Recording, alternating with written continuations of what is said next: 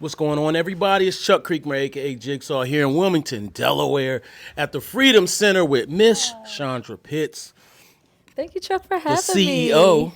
of all things around us right now. How you doing? I'm wonderful. How you doing, Chuck? Thank you for having me. Yeah, I'm good. I'm good. I'm trying to, get a grasp of where we are as a people, where things are. We are Yeah. in you know, a crossroads Yep.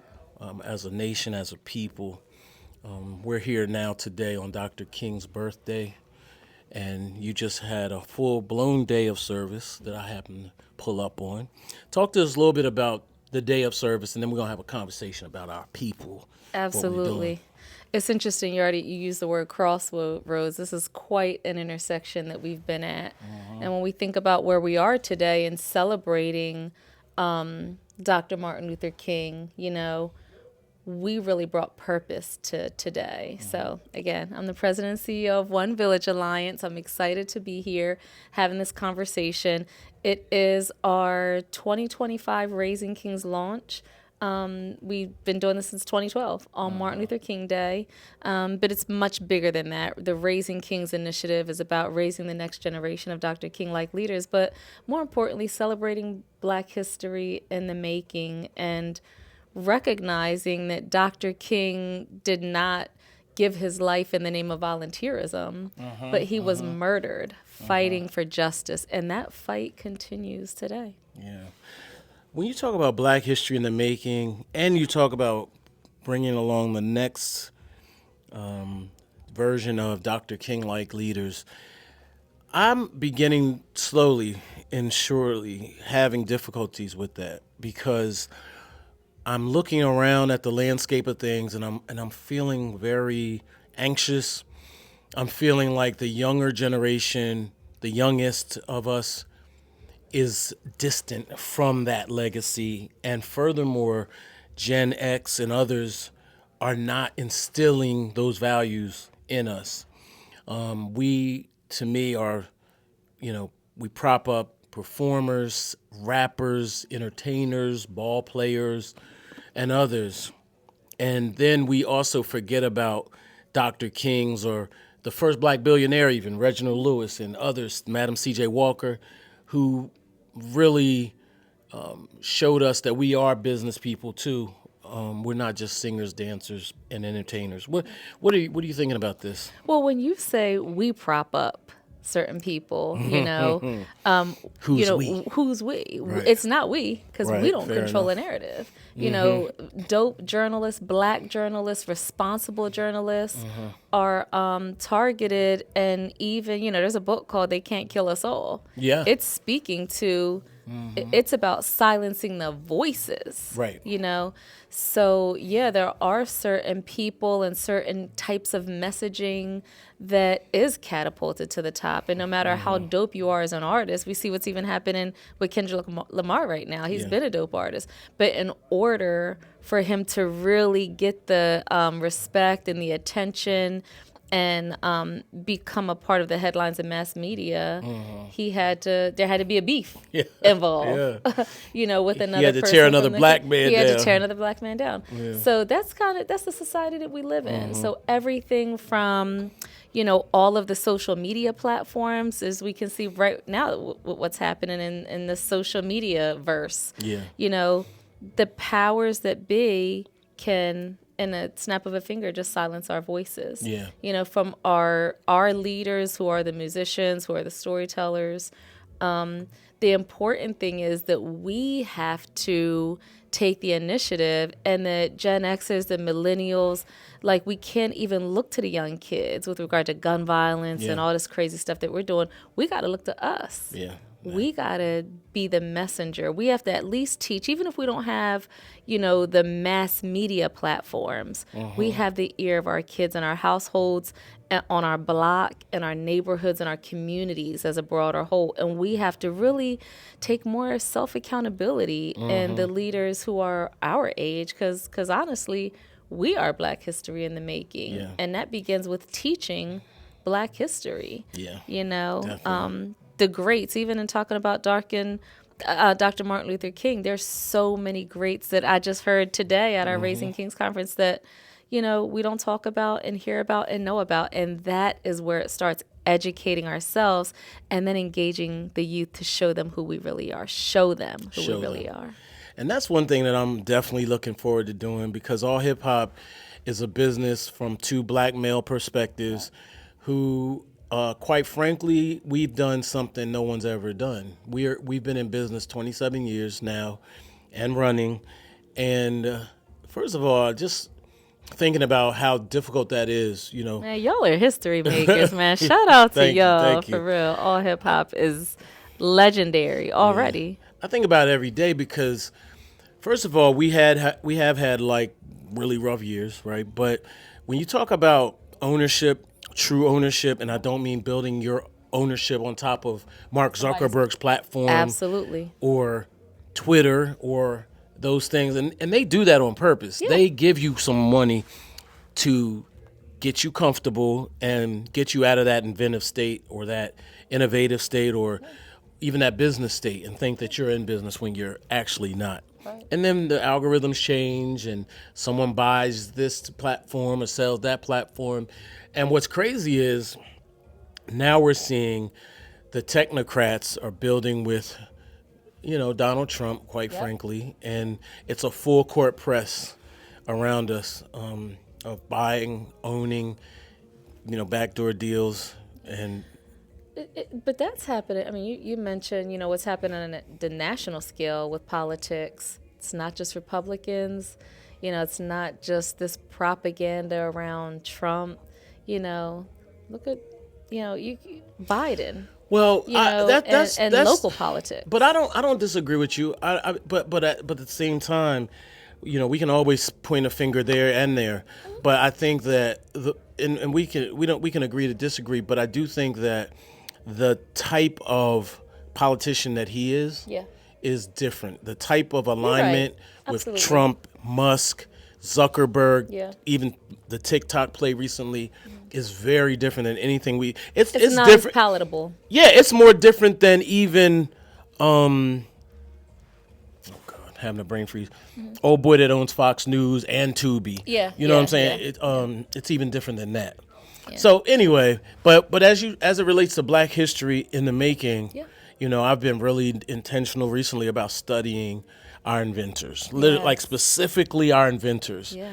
The people that pioneered things for the advancement of this country, largely not even to our benefit, right? Like you could go as far down as the potato chip being a Yes. Black invention, up to buffalo sauce, Yep. on up to the aeroplanes and the cars and the cell phone and Yeah. I mean GPS. The science and innovation that has come out of the Black community historically, having nothing. Imagine if they gave us anything. Anything. This is them giving us nothing. Right. One thing I've been fascinated about in studying is the people in our history who have been their stories have been completely suppressed and kept from us. The wealth builders, Yes. Marcus Mosiah Garvey, Mansa Musa, like that they were able to be the wealthiest men, the most successful global business The richest moguls man ever was- in the world Yes. ever are black men, Yeah. Black people. Facts. And we're not, our kids don't know about Mansa Musa I on know. purpose. On We purpose. don't even know about Marcus Mosiah Garvey. And he was criminalized. He was so wealthy and successful. So how, in spite of them giving us nothing, not only not giving us anything, but keeping everything from us, and Yeah. we still can attribute the wealthiest man who ever lived to date as a Black man. I think Elon Musk is trying to break his record. And he's been given everything. He's been given You know? everything. Yeah. Facts. It's funny because I also study history from, an entertainment perspective. So when you mention Mansa Musa or Hannibal, some argue whether he was Black or not, whatever. But regardless, I'm always interested in seeing those stories in entertainment. I mean, these stories are as epic as any Rome or any gangster movie, like whatever. Absolutely. But you will never see them in history, knowing that Napoleon got his butt beat. Yep, exactly. Right, but Napoleon has a movie. Now we got to tell those stories I because there know. are black filmmakers and black storytellers. But why aren't we telling those Well, stories? why is because gatekeepers are Yes. heavy in Hollywood, number one. Number two, You we will don't turn out stand on missing. business. Yeah. We don't support each other, and we won't back each other the way, back in the day when Malcolm X was not, the movie wasn't, being greenlit or whatever. Spike Lee pulled Yeah, yeah. Oprah and Michael Jordan and all the Powers that be. various powers that be and funded it, at least initially, with his own money and their money, Yeah. and made it happen. One of the best movies ever. One But of the best movies ever. I think that we will see some changes in that. Okay. I'm not the biggest fan of AI, but it is a level. It does level the playing field for those of us that are already creative and those of us that are So you already. think I could plug in the AI, write a movie about Mansa Musa, and I could Absolutely. be that? Okay. Yeah, absolutely. Yeah. I mean, it's going to take a little bit of time, but Yeah. if we don't get on it now, I hate to say this, but if we don't get on it now, we will be left behind. Absolutely. Because the same gatekeeping that stopped it initially will Yeah. be put in place to stop Absolutely. it going forward. So I've seen some amazing things. People have made up Black Panther movies of their own, like a Wakanda of their own, but just call it something else. You know what I'm saying? And give us that. Absolutely, Yeah. So definitely. one of the things, Chuck, about Raising Kings, this initiative and the purpose of it is to, change society's prominent image expectations and the outcomes for black men and boys. So this is data-driven work. It's not like we're doing this work because we're black and we love black people. All that is true. But the data, the research, the fact that in 2021, after the COVID-19 pandemic, this same National Centers for Disease Control announced another public health crisis for all of Americans, an epidemic called racism in America. So there is still egregious oppressive efforts to keep our community down. And it begins with, again, showing them who we really are. Yeah. So through we got to start our own ownership, building our own platforms, and then raising our community up on those platforms. So one of the things we do is a film screening as a part of Raising Kings every year. Yeah. So those films that you may or may not see on a big screen, even when you talk about Malcolm X, was that 20 years ago or more? 30, Wow, at that least. film came out. We could do that screening, right here at Freedom, and then really have a talk back. Yeah. But what are our kids watching? What does the soundtrack of their lives sound Yeah. like, and how much different was it? Very but much. unless we're introducing it, my father well. I know every Bob Marley album word for word, but it was the soundtrack of my life growing up. Right. What is the soundtrack of our children's lives? What is hip hop to them now? What role does it play? And what are the images in the movies? Like, what does the trailer of their lives look like? So we've got to be the influencers. Yeah. And that's why I say we're Black history in the making. Those of us like you and I who are actually making history, but then our whole community, our whole generation that can inspire the next generation of history makers coming up behind us. Yeah, definitely. Let's make that happen. I Yeah. think that we have people that are really fixated with TikTok or Instagram or whatever, really focused on the phones. But I would go so far as to say we take phones when you walk in. Yeah. Let's take the phones. Take Let's the watch this phones. movie. Yep. And give them a 15-minute break. Yep. Go ahead, do your They're thing. gonna need a break. Right, they're gonna need a break. They're gonna need a break. They're gonna go through withdrawal. Right. Look, people were losing their minds for less than 24 hours over TikTok going dark. No. I was like, oh, is look, it back up? it's back I up. wouldn't know. Yeah. I Yeah. don't know. I'm shout out to them. I'm not the biggest fan, but I'm not against it either. More just indifferent in a way. But I've actually educated myself more, and I'm about to educate myself more because is it true that people were earning like $600 million annually? Yeah, somewhere. Oh yeah, I'm about to educate myself more too. Cool. All right. Well, what do you where are we headed now? What are we doing? How do we do this in the depending on your outlook? Next 4 years could be rocky, could be rough. Some of us will be fine, but I do think that we have to look at the big picture. What are your thoughts? The last time we confronted a 4-year regime like the one that we are undergoing beginning today in the inauguration of the new president of the United States of America, the thing I liked about it is opened a lot of people's eyes. This is a president, this is a political climate that is not comfortable. It's not palatable. People are inspired by what's happening to get up, get out, and do something. And I think that this level of discomfort, even for white people in America, is a great opportunity for us. It really is. So we have to be consistent. We've got to be vocal. We have to take this time to not be complacent, to say what needs to be said and do what needs to be done, and say those things in a way that they're clear and they sound tangible. When we talk about, people talk about gun violence here in the city of Wilmington and over incarceration and criminalization. We have 4 institutes where children are incarcerated just here in the city of Wilmington.